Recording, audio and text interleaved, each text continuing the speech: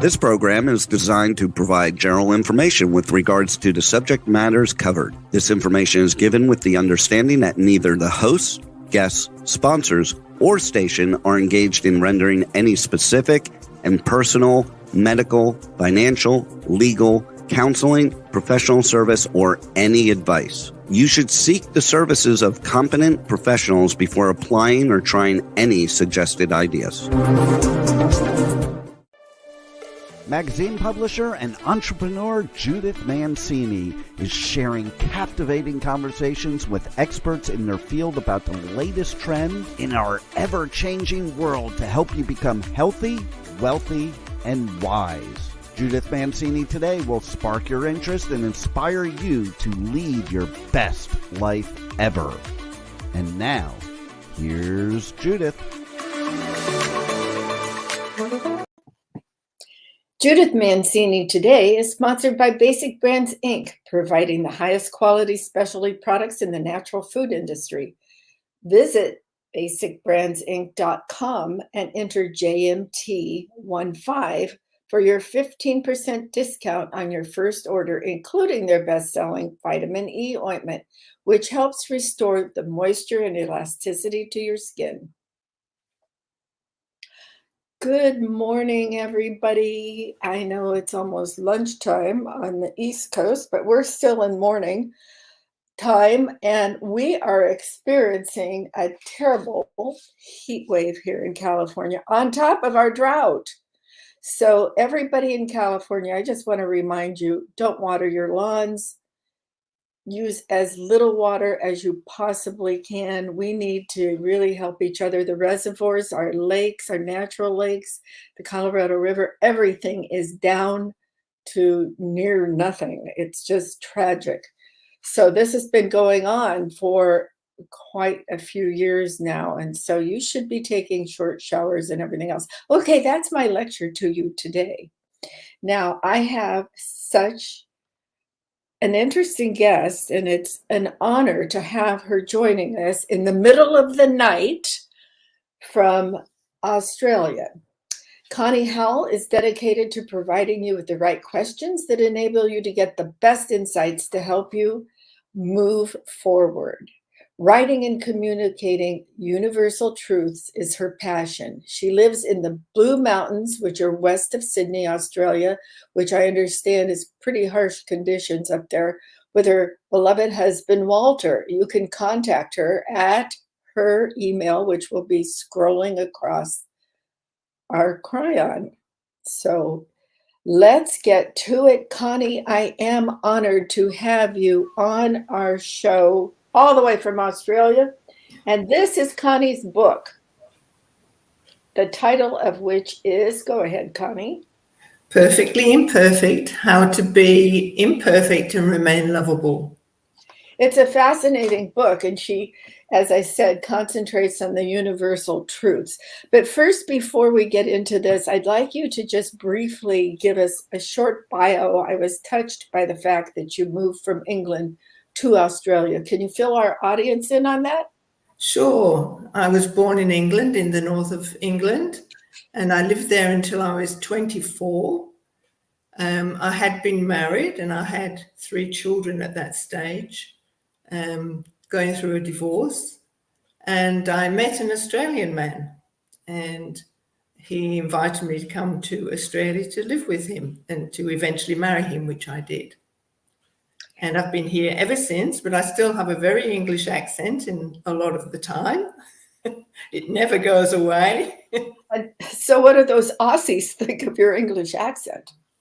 Well, because I sort of speak a little bit of Australian too, they do know that I'm from somewhere that's not quite Australia, but I used a lot of their statements. So some people can not quite pick up where I'm from. So they always ask, where are you from? What's your accent? And I say, it's north of England. Well, I would have a difficult time deciding if you were Australian or English by birth with your accent. To my family in England, I sound Australian. Yes, I'm sure. How confusing. Okay, how did you get started in this wonderful industry of helping people improve their lives and talking about the universal truths? Through my own experience, really, I had a lot of trauma myself, and I always had this really inner drive to get better, to understand myself. I was always fascinated by the mind and what makes us who we are and how we think and how we behave. And so through my own experiences, really, that started to open me up to possibilities of how to get well, how to function better in the world, because I knew I suffered a lot from anxiety in the past. I didn't know why. I always thought that it was just me, that somehow I was a faulty model. And so really, I just wanted to get better myself. And then I started my career in welfare work, where I could help other people. Because in England, I had been the recipient of welfare myself, and it really helped me. And so that's how I started, by helping other people. But I was a little bit disenchanted with the welfare system, because a lot of people that really needed help didn't get it. And a lot of people that really didn't need the help did get it. That's an unfortunate part of welfare, and I think that happens in every country. Yeah. And so I started to get interested in alternative therapies, and I got into massage. I learned all about massage. And then I learned about different energy techniques. And then I started to have my own psychic experiences that sort of taught me that there were other things to life than the five senses. And so that started me on a real journey of wanting to know who we are, why we're here, what else is there, life after death, and all that kind of thing. There's a lot of people going into that now and thinking of these little psychic things that happen to them. Can you give us an example of one that happened to you? Well, when I worked at a community center, I had a friend there who started to talk to me one day about psychic things, and I was really quite interested. But I'd always been very afraid of anything otherworldly. Bumps in the night or ghosts or anything like that just terrified me. But she said, "Oh, look, it's really not that scary, and I belong to a spiritualist church. How about coming along with me?" And I said, "Oh, no, I couldn't come to a church because, there might be ghosts running around the room or something like that." And she said, "Oh, it's nothing like that at all." So I did go. And I don't know if you know much about the spiritualist church, but I know nothing about it. Okay, so it's a medium that takes the service, and a medium is someone who can communicate with dead people. And I actually got a message from the medium. So what they do is they give evidence to people in the congregation, if you want to call it a congregation. It's not really religious, but it's there to prove life after death in the best way they can. So I got a message that said that I had an ability, but I was like a little baby. So I had to keep up the interest. The very next morning, whilst I was just not quite awake, but not asleep, I actually saw in my mind's eye a Chinese gentleman. And I saw every detail of his face, of his jacket. He turned around, and I got this smell that I had heard that death had a smell. So I knew that this person was not alive in the sense that I was alive. So I contacted my friend and I told her of my experience, and she said, "You've just seen your spirit guide." And from that, I then progressed. I went to the spiritualist church for about 4 years and learned a lot more about it. And I did have an ability.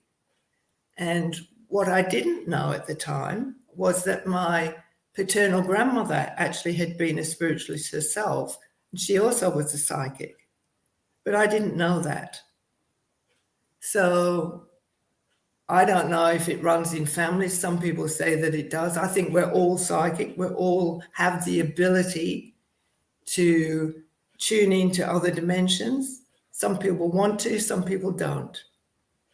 So it depends on the interest, I think. Well, I think a lot of people can foresee things happening, but I think it's because of the experiences that they're going through at the time, and they can kind of project themselves out and see that something is going to happen. I think some people can do that too, yes, but we do all have an ability, like a sixth sense. Some people call it a gut feeling. Some people call it a hunch. Some people just know without knowing. So it's actually a very normal thing, but we think it's abnormal because, excuse me, we're taught to just concentrate on the five senses. That's true. That's what most people. That's how we're taught.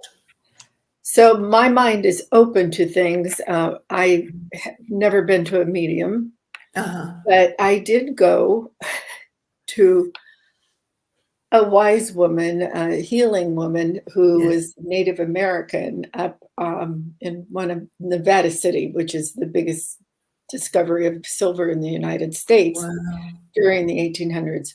So I went to her one day because I happened to be there with this company I was with. And she actually told me that I would be married 3 times, and the third one would be the love of my life. Now, it's interesting that I have been married 3 times, and he is the love of my life. And then a friend on New Year's Eve had a card reader, a tarot reader.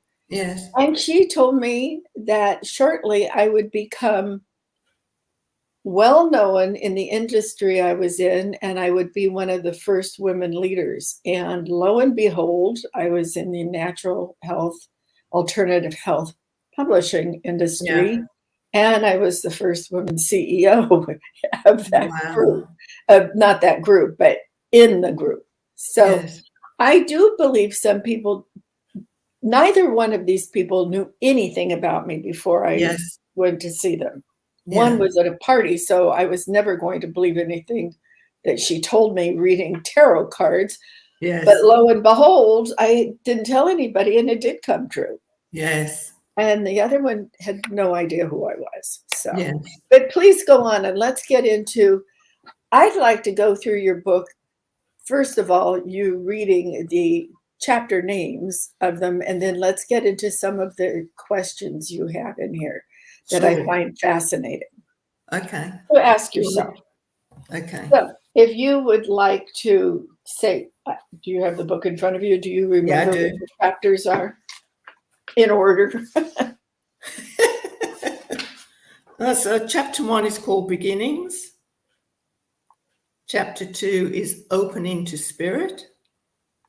Chapter 3 is Choice. Chapter 4 is Healing. Chapter 5 is Forgiveness. Chapter 6 is Decisions. Chapter 7 is Gratitude. Chapter 8 is Change. Chapter 9 is Clear View.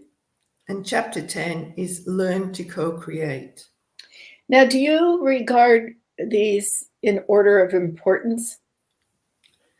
I try to be chronologically accurate in how my life developed. I see. That was my method. But so go ahead. Even though I write about my life, often information comes anyway, and I'm a writer that when the information comes, I write it down in the order that it comes. But it basically just follows my experience from beginning to coming to Australia. So we sort of spoke about opening to the spirit with you joining the spiritual church. What about choice? Did that sort of overlap? Well, I think choice is in every day of all of our lives. We make choices all the time. And I think even when we feel like we don't have a choice, we actually do have a choice. We're just either afraid to make it, or we don't see an option. But I have said in the book that even not making a choice is a choice. That's so true. Yes. For every problem, there is a solution, but sometimes we get so caught up in our experience that we just can't see a way out of it. And sometimes choice is hard. Sometimes we've got to make hard choices, and we don't like that. Well, I'd say moving to Australia from England was a hard choice. But on one hand, you really wanted it in your heart and all, but it must have been quite a big deal to pack your children up in 2 red bags and move. Yes, absolutely. I left all my family behind. I didn't know anyone in Australia other than the man that I came to be with. So yes, it was very difficult, but I felt that if I stayed in England, my life just wouldn't improve. And I wanted something better for myself and for my children. How old were your children at the time? 2, 4, and 7. They were very small. Goodness. Yeah, very small. That's quite a feat. Yes. So you started working as a professional woman right away when you moved to Australia. Who took care of your children? Well, I didn't start right away. I started a few years when they were at school, because they started school at 5. The youngest one started school at 5. For a time, there was a neighbour that looked after them while I worked. But then I just worked when they were at school. As you know, childcare is always difficult for women. Oh, yeah. Particularly. Yeah. And men, some that are the main parent. It wasn't the same then as it is now. Right. Because back then, more neighbours or friends would help you out. Whereas now, professional people have to go and get childcare, and it's very expensive. And it's terribly expensive in every country. And it's also more women are in the workforce. Yes. So it is quite a problem in different areas. It sure is. So healing and forgiveness, I would think, would go together. Yes. Yes. Would you speak to that? I think we get a little bit uncertain about what forgiveness means. Forgiveness doesn't mean that you have to accept bad behavior from other people. And it doesn't mean that you forget what they've done. Forgiveness is to release you from the emotions that can keep you stuck, like hatred or anger. So it's a very freeing emotion to have. It may help the other person, but that's not the aim. The aim is to free yourself from the bonds that tie you to that person. And it doesn't really do you any good to hang on to hatred and anger, because when that's internalized, it can end up making you sick. Well, go ahead. So forgiveness, when you are able to forgive people, you are actually healing yourself. Well, not only can it make you sick physically and emotionally, it can also stop you from moving forward with your own life and seeking any kind of happiness. Yes, yes.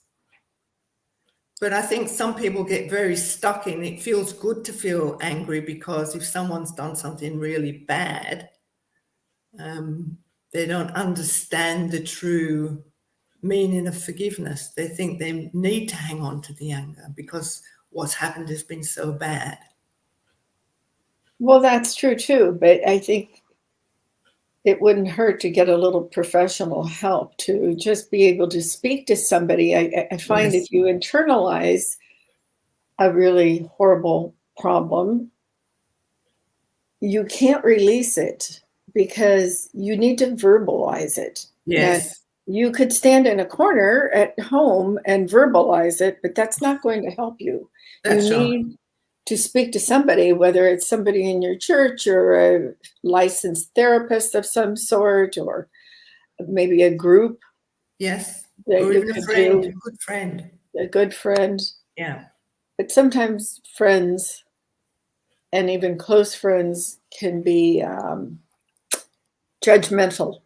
True. That's very And true. I think when you're trying to release something and heal and make a new choice and forgive so that you can move forward, you don't have to forget, as you said. Yes. You're never going to forget a traumatic experience or Yeah. something like a horrible divorce, something like Yes. that, or even something more traumatic, being beaten up or something sexual or what have you, or a nasty boss at work, no Yes. matter what it is. So I think it helps to verbalize as well as trying to focus on something better. And I think your book speaks to all of that also. Well, I've certainly had a lot of help. I've been to professionals to get help, and I advocate that people get help because, as you say, you need to verbalize it, and you need to verbalize it with someone that can be there without judging and can just understand and give you whatever form of therapy that speaks to you. Yes, yes. And then we come to decisions. Yes. Decisions are sometimes so hard to make. That's right. So, what do you advise? To be really clear about what you want. I think we get so programmed into ways of thinking that, and we get so anxious sometimes about making decisions that we need to be in a quiet place to make it rather than making knee-jerk reactions or trying to please other people. So I think we need to make a good decision. You need to go inside and just be really quiet and see what's right for you. Absolutely. That's the way I try to make decisions now, because the mind is always so busy telling you all these things and it can just take you right off track. So you don't have to meditate, but you can just go and sit out in the garden or sit quietly somewhere and just allow the information to just settle. And usually you will find that an answer comes as to what to do. And I believe there are no wrong decisions, because whatever decision we make takes us somewhere on a journey and teaches us something. So even though we may feel like we've made wrong decisions in the past, it's helped us learn something and helped us, move in one direction that we might not have moved in had we not made that decision. So, Connie, as far as decisions go, what made you decide to become an author? I've always written poetry, and I've always found that I can express myself better with words rather than verbally. So in the written form, I can just flow with what I want to say rather than having to do it verbally. I'm more comfortable doing that. And having written poetry and then having had quite a lot of therapy about my life, I decided that it might be a good idea to write some of my experiences down to help other people, if it speaks to them. Well, you're in your second edition with this Yes, book, so yes, you're doing quite well at yes. helping other people. I hope so, because that's my passion. Is this your first book? It was originally my first book, yes, and then 3 others followed after that. Oh, that's wonderful. Are they all on the same subjects? Pretty much, they've all got elements of me and my experiences in there, because that's all I can. I'm not an expert on anything other than my own life, because I've lived it. I think that's a wonderful thing to say, and it's a wonderful thing to feel. So what about gratitude? Everybody has gratitude on their list of things that you should have in your life. I personally thank my God every morning when I get up, just because I can get up. Yes.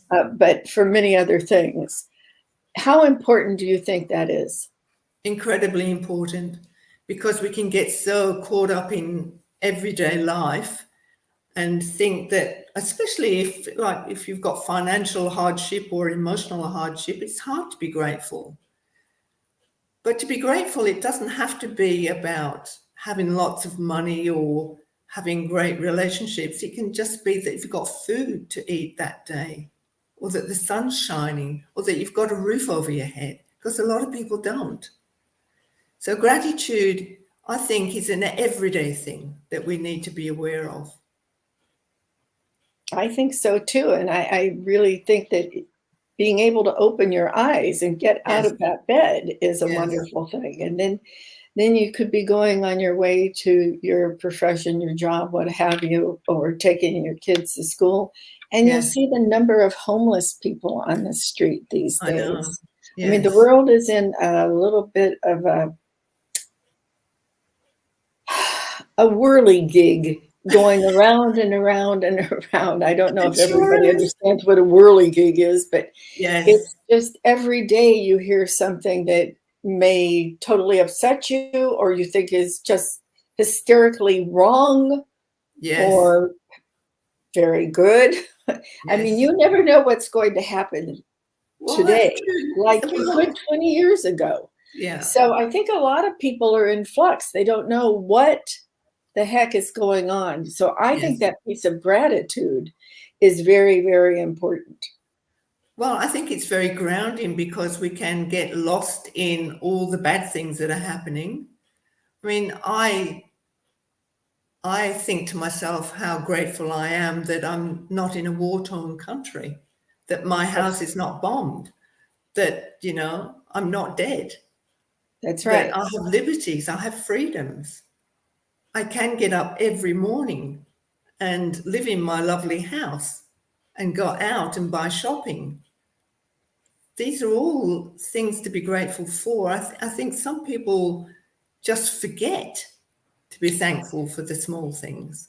Yes, I think you're absolutely right. And that is true today with the war in Ukraine and what just happened in Iraq, because the Middle East is always kind of a boiling pot. And what is going on in many of these places, you don't have, I'm not speaking specifically to any certain country, but you don't have personal freedoms. That's right. And everybody should be thankful right now, because COVID has pretty much gone away, the really horrible part of COVID. And they soon forget that we were all locked down for nearly 2 years. That's right. And lost our personal freedoms just because of this horrible epidemic, apparently. And it really makes you think about your freedom and what you can do. So I think everybody has something to be grateful for, even those that unfortunately could be homeless or going through financial strife. You have to look for the lesson in what's happening and find a way to change your circumstances, which leads us to change. And don't we all resist it? Absolutely. Even if it's good change, we just seem to be so afraid of change. And yet it's there's nothing more certain than change. It happens all the time. That's a funny line. There's nothing more certain than change. Yes. And Connie is correct. That is absolutely true. And I have found that people who can't change with the times are not very happy. No, they're not happy at all. I mean, I have friends who, let's say, were in school in Princeton in the 50s. Yes. And they love that jazz, and I love every genre of music, but they think it should still be the way it was in the 1950s, and I'm Yes. sure that's true in the UK, in Australia. Well, in Yes. Australia, there were not very many people in Australia in the 50s, and everybody wanted to go visit the outback and all of that. I Yes. personally have never been to Australia, that's on my list. To-do list. But let's speak about change and how you feel about it. Well, I've resisted change a lot. And by resisting it, it doesn't stop it from happening. It just really causes a lot of havoc inside of you, because resistance is, well, it's like pushing against, isn't it? And so I find that even though change is really good, we're just so fearful of letting go of control of what we know. So we'd rather hang on to what we know rather than let change happen and just not know where it's going to take us. Yes. I think Yes. it's a lot about control, wanting to control our lives. Well, I think so too. And I think particularly during this time, your chapter on change is interesting because things are changing so rapidly with Yes. technology, with political thoughts, Yes. with monetary thoughts around the world. And Yes. even small countries are affecting large countries and Yes. the way people think. And I think you need to look at everything and make a decision. And I think all these chapters help you to really examine what's going on in your personal life as well in the world order. Well, I it all don't know if starts you with meant us. that to happen, but Well, I think it all is woven together. yes. What happens inside of us is so important because it affects what's happening outside. That's right. And I always think about people that want peace, but then are violent in demonstrations. So if you want peace, you have to demonstrate peace. You have to be peaceful within yourself. Yes. Yes, you need to think about what you are doing and how you are influencing other people when you're making Yes, your decisions. yes. And a lot of people think it's selfish to think about yourself, but it's not an ego kind of thing. It's if you examine yourself and see where you're lacking in peace or gratitude, or where you resist change, or where you find it hard to make decisions, whatever's inside of you is, and we can't deal with, is projected out into the world. That's right. And so I think it all begins with us. It all begins with looking inside. Well, I think that goes with self-care and self-love. Yes. And I think your book is very much about that because that's how you understand yourself, and you go through these chapters and you see the guide with your questions on how to reach that plateau Yes. or reach for the peak Yes. of self-love, self-care, and which extends to humanity. Absolutely. If you can't love yourself, it's very difficult to love humanity. That's right. That's right. So now we are at Clear View. I think we've done a pretty good job of giving everybody a clear view of what your book is about. I think it's I hope fascinating, so. and I think it's very helpful. So what would you like to say about Clear View? Well, to me, a clear view is when you clear away all the debris of the past conditioning. We've all been conditioned by parents or teachers or society, how to think. And when we're younger, we don't really question that. So I think questions, really deep questions, are the way to move forward and to get the clear view and to see what life is really all about rather than what we are fed that it's about. And so if people actually read the questions in the book and actually answer them to themselves, then they will get a clearer view of how they're programmed, what programs are playing in their minds and in their emotions. Well, that's what I liked about your book, was questions for reflection. Yes. Which I think is key. Now, before we run out of time here, can we speak to learn to co-create? Yes, that's, I suppose that's more esoteric, in that I very much believe that we are one with the universe, that we're not separate from it. We all believe we are separate, but when you realize that we're not actually separate, then you can co-create with or be in the stream of the energy of the universe rather than resisting it and going against it. So to me, co-creating is when you listen to the inner voice rather than the mad egoic voice that's always on in your mind telling you all sorts of things, and you get into that silent place inside, which some people call the still small voice inside, then you can get actual information and direction in life. And then you can work with it rather than working against it.